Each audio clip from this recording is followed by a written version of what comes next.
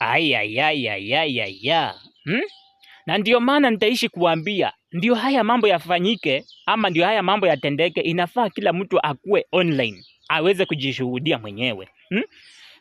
Sasa niko sure watu wenye hawakuwa online jana, hawakuwa na bundles, hawakuwa na wifi jana, hawakuweza kuona ili tukio ama hawakuweza kuona hii video. Na ndio maana nitaishi tu kuambia, kuweni online muweze kuona haya mambo bana.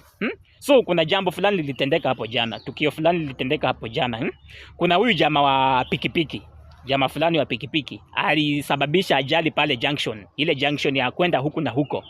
So sijui kama mnajua hiyo junction, kuna junction fulani ya kwenda huku na huko, lakini niko sure kuna wenye wanaijua. So huyu jamaa alisababisha ajali, yani aligonga mtu wa motorbike. Huyu jamaa wa pikipiki aligonga jamaa wa motorbike, na yeye jamaa wa motorbike akaumia kidogo. After kuumia, mimi nilidhani hata wataanza vita bwana. Huyu jamaa, kumbe huyu jamaa wa motorbike alikuwa na wisdom kiasi, akaambia huyu jamaa wa pikipiki, wewe usijali, mimi nitapona tu bwana. Yaani jamaa amegongwa akaumia, lakini anaambia mtu wa pikipiki, wewe usijali, nitapona tu bwana. So after kusuluhisha, wenyewe ndio alisuluhisha hiyo kesi. After kusuluhisha, si jamaa wa pikipiki akagurumisha pikipiki yake akaenda. Huyu jamaa wa motorbike naye akagurumisha motorbike yake naye akaenda.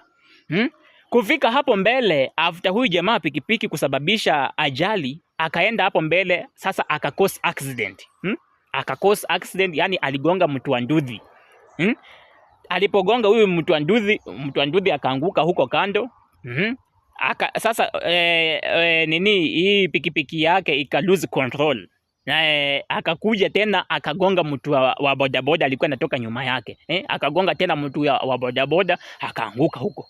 Sasa haya mambo ndio mambo yenye nasemanga, juu wengi hawakuona. Nasemanga haya mambo ndio yatendeke, inafaa kila mtu akuange online aweze kujionea mwenyewe. Shanzi mtoto mdogo mjinga, pumbafu.